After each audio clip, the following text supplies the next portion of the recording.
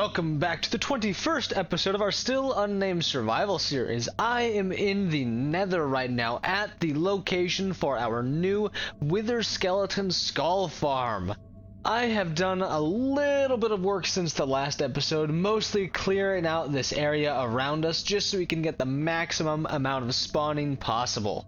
This beacon is going to be our AFK point. This is where we're going to stand to spawn all of our skeletons. Or we're going to be spawning these skeletons in the spawn spots from this fortress that I kind of removed. I've only left the parts of the fortress that we're actually going to use inside of this little area. And I think it's time to start building this farm. I've got everything marked out and everything ready to start construction on this farm. Now that we know where our mobs spawn, we need to figure out what block they're spawning on. Mobs will always spawn on the southern block, so we need to figure out which block that is. So I'm going to pull out a sunflower. Sunflowers will always face east. This is the easiest way to figure out direction when you're inside of the nether. Well, I've got some good and bad news. Good news first, the farm is almost done. Now on to the bad news. I kind of forgot to record most of it, but here it is. We are basically standing on the top of our finished farm. There's still a little bit left to do, like taking down the rest of the fortress that's inside of our spawning area. I want all our spawns in here and not here. I also need to add the trident killers underneath of our spawn spots. They're going to be dropping into this section right here from way up there. I'm going to have a trident killer for each spawning section. I think that's really going to help with our efficiency and overall spawn rates of this farm. But it's just kind of occurred to me that I haven't really explained any of the mechanics behind this farm yet. So we're going to hop into a creative test world and look at some of the principles behind this farm. Here we are in my redstone testing world, and right here we're going to explain a little bit about this farm. There isn't much going on mechanics wise, but there are some things that you really need to know. A lot of it has to do with this glass right above our two spawn spots right here. I have this glass above our spawn spots because mobs can't actually spawn in glass. They will be immediately shoved in one direction, and we're forcing them to go in the direction that we want, aka this drop tube. It's going to lead to our trident killers where we're going to pick up their items. The important things you need to know are where your spawn spots are and where you want your mobs to go, as well as the height of your mobs. For wither skeletons, this needs to be 3 tall. Now that we understand how the basic principle of this farm works, I'm going to go ahead and add up all of our trident killers underneath the top of our farm. I've put in 3 of our trident killers, but halfway through I kind of figured we needed a way to turn this off and on. So as you can see, this block right here is powering this rail right here. So if we flip this lever over here, it'll turn everything on and turn everything off. Just like this. There is a little bit of a delay, but that's okay. I'm using the repeaters so endermen and other things won't teleport into this and they won't spawn on them. In Bedrock, repeaters are non-spawnable, but we're still going to cover these things up.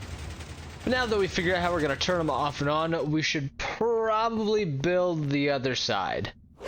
I'm using golden rails as just an extra precaution because they are no longer a spawnable block. Nothing will be able to spawn on these, and endermen won't be able to spawn on these, and that's the important thing. I'm trying to reduce the amount of spawnable areas as much as possible, especially for endermen. I've decided that in the name of spawn proofing as well, we're going to put half slabs on these repeaters just in case something can teleport on these or anything like that. I don't want anything in between our farms. I want everything going in the trident killers. Our trident killers are still missing a very important thing: tridents. We're going to go grab some. We're going to do 1 trident per killer, so I'm just going to grab pretty much all that I've got right here.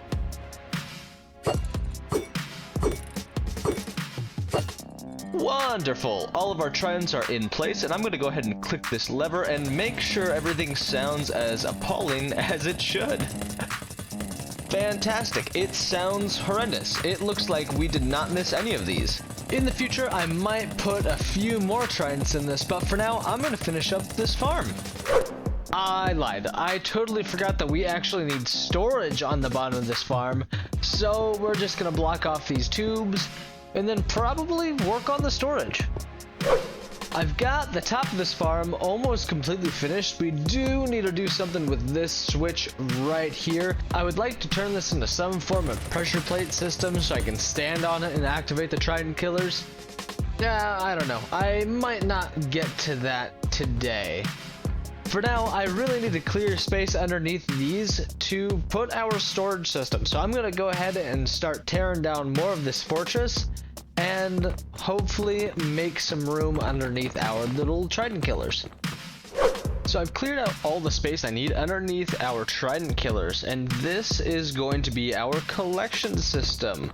Ideally, this farm is going to produce more items than a hopper can carry in a minute, so we're going to put a little bottleneck underneath each trident killer just in case it does. We won't lose any items.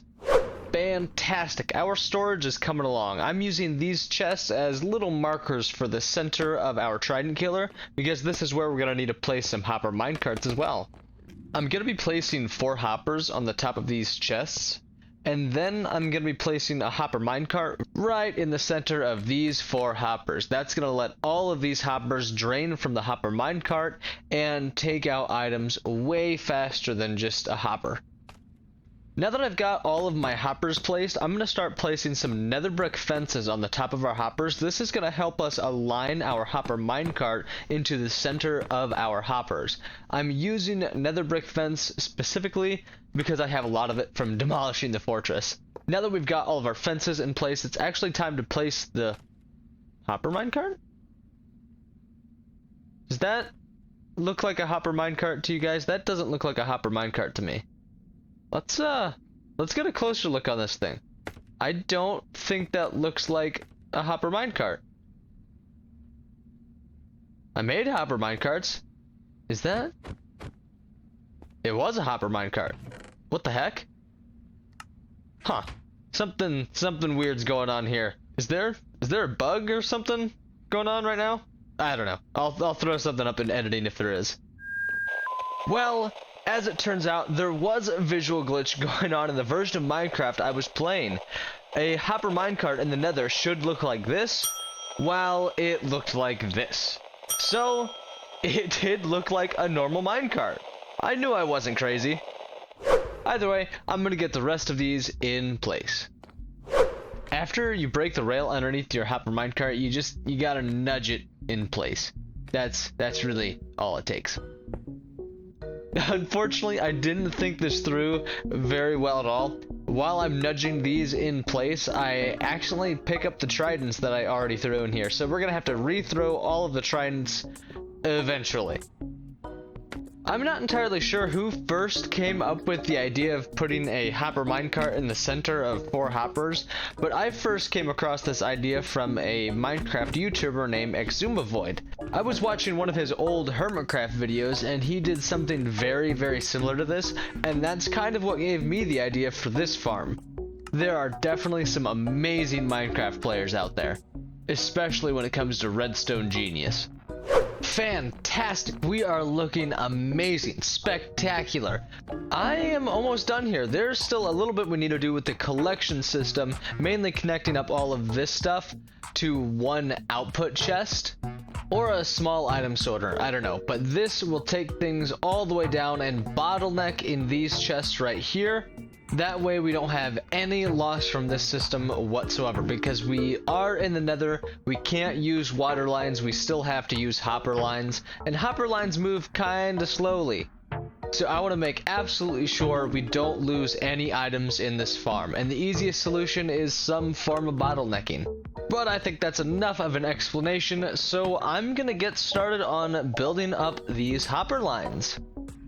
I'm gonna try and do this as simply as I can, so I'm gonna put 1 hopper line all across one side and then have 3 smaller hopper lines connecting to this one.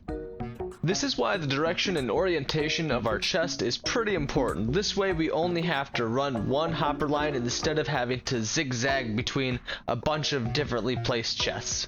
We are just about finished. Wow, that was the perfect amount of hoppers for this. I couldn't have planned that better if I tried.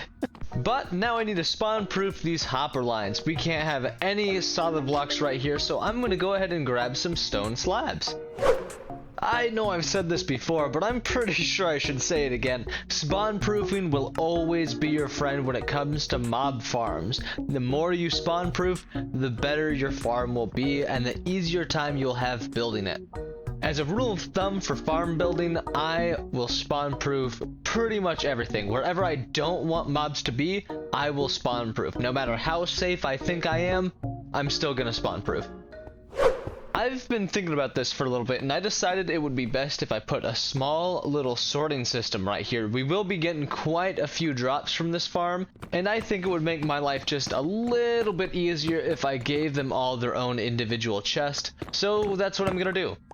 We really don't have much else to do with this farm. I just need to take out the rest of this fortress and clear out our AFK area, and then this farm will be ready for testing. So I'm going to build up a little platform around our sorting system just so I can actually fly into this area, and then I'm going to go ahead and demolish the rest of this fortress. And this is the last of our fortress. For this last block, I'm gonna break it with my rocket so I can just fly away. I don't have confidence in my quick mouse skills. And this is our farm. Looking really, really good. I think it's just about time that we test this out and see how many skulls we can get. None.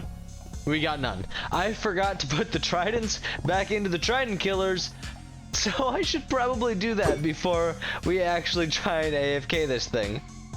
Our tridents are in, and I'm gonna AFK right on this torch, pull out my looting 3 sword, and stay here for about an hour. Hopefully, we get a lot of skulls. I have been AFK in here for about an hour, and I am pleasantly surprised with how many skulls that I've gotten. Let's take a look. This hasn't been the most efficient farm in the world, but we got 33 wither skeleton skulls. Hopefully, we can get beacons from all of those, but it's kind of doubtful because we still need to test our wither killer, and that's pretty much what all of those skulls are going to be used for. But we are still having some problems with this farm.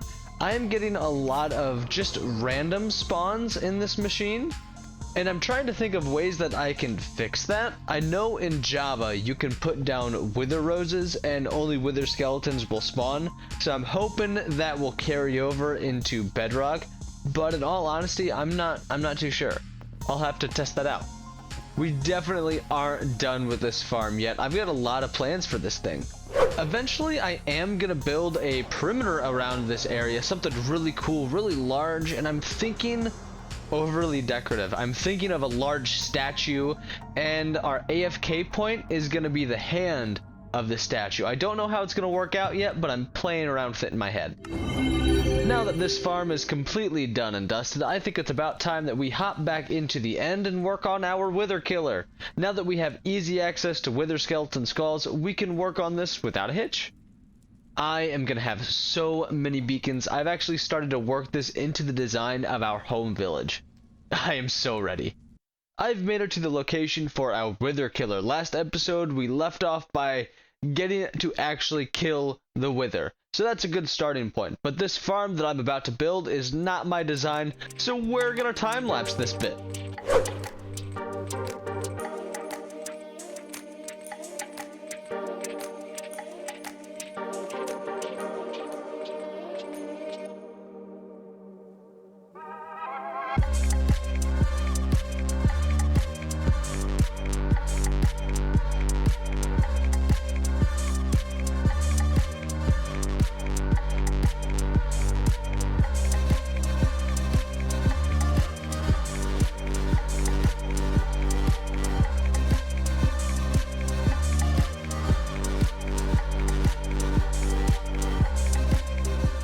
This farm was designed by a fellow named Silent Whisperer.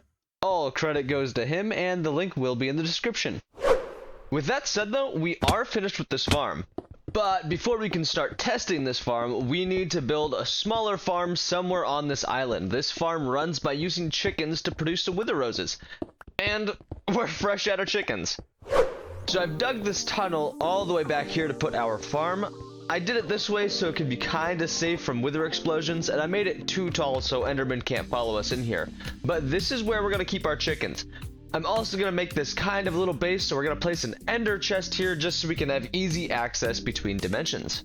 Now it's time to actually get the fuel for our farm. I'm going to hatch a bunch of chickens into this new chicken farm so we can AFK this chicken farm while we're running our wither killer. This is going to take a while. Now that a while is out of the way, I'm gonna make a few little alterations with this farm. All of our eggs are in shulker boxes, and I would like to make this a little bit easier on myself and put some small little shulker box unloaders on the side of this farm. That way our chicken farm can just produce eggs and they'll be put into shulker boxes, and I can take those shulker boxes and then place them right on our farm. Easy peasy, one little step. Our farm is fully built. We have our eggs in the machine and easy access to wither skeleton skulls. It's time for a test run. I think this is gonna go really well. Oh god, this is not working. The machine is broken and I don't know where the chickens are coming from. This train wreck is not what I wanted. Well, I guess I gotta figure out what's wrong with it now. I mean, everything looks like it's still working. All the redstone's still in place. I don't know. I've been looking all around this machine and I can't find anything wrong with it. So I'm just gonna throw a splash potion of poison and oh, I think I missed. But yeah, I think I'm gonna try and run this. I haven't even tested this yet because all my chickens started escaping.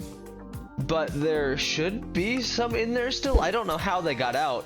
But I'm hoping there's still a little bit in there, so now they should all be poisoned.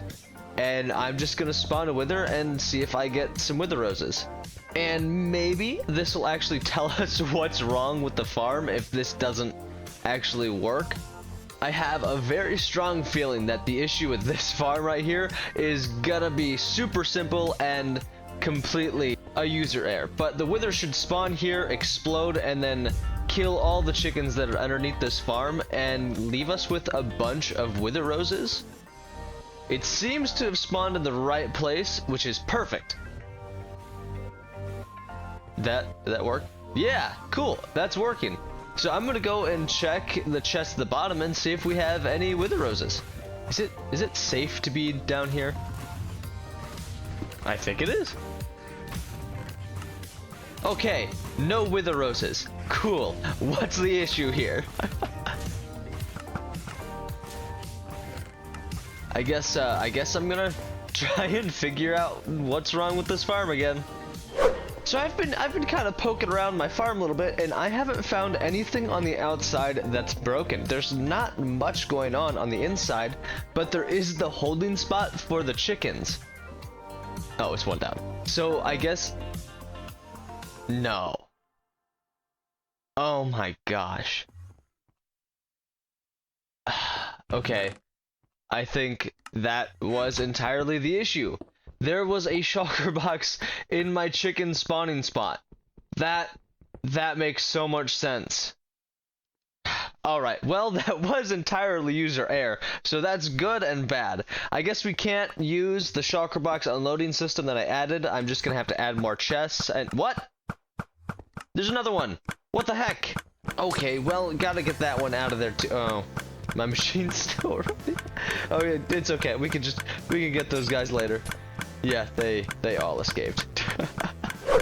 Now that I've actually figured out what I did wrong with this farm, I think it's about time we give this a proper test run. I just poisoned all of our chickens, and I'm gonna go spawn another wither. Alright, this should work perfectly this time. All of our chickens are inside of the machine, and there aren't any shulker boxes in it either. So we're gonna wait until this wither explodes, and then see if we actually have a working farm now. Our farm is somewhat working. Unfortunately, there was another shulker box in the system somewhere that ended up breaking when the wither exploded. So we ended up with 12 wither roses, which isn't bad, but it's definitely not the amount that we need either. As of right now, the farm definitely works, so I'm going to spend a lot more time out here, getting a whole bunch of beacons and a whole bunch of wither roses. Now that we have a working wither killer / wither rose farm, I am definitely going to be tweaking this a little bit. I'm not a huge fan of the blast shield up the top. I don't like having to replace that all the time, so I might tweak that a little bit, and I'm definitely going to tweak the way to get eggs into this machine a little bit as well. There are a lot of reasons why I like this farm, and a lot of reasons why I would recommend this farm, but this is definitely one of my favorite. After a long session of working on this farm, the whole sky is filled with wither fireballs. But unfortunately, that is all the time we have for today's episode. I think we made a lot of great progress here and a lot of great farms. We have easy access to wither skeleton skulls, and now we have easy access to wither roses and beacons. This is fantastic and a huge stepping stone for our world. There's so much we're going to be able to do now. But with that, I think we're going to call it an episode right here. I really hope you enjoyed, and if you did, like, share, subscribe. It'll really help out the video. But as always, I really hope to see you next time. Goodbye. If you still made it this far, thank you for watching. If you have any tips or tricks for using DaVinci Resolve or video editing in general, feel free to leave a comment down below. I would love to hear your opinion. I tried out some new editing things this episode, and I would love to hear your thoughts on how it turned out, what I can do better, and what you would like to see from the series. Thank you in advance for your thoughts and your comments. Goodbye.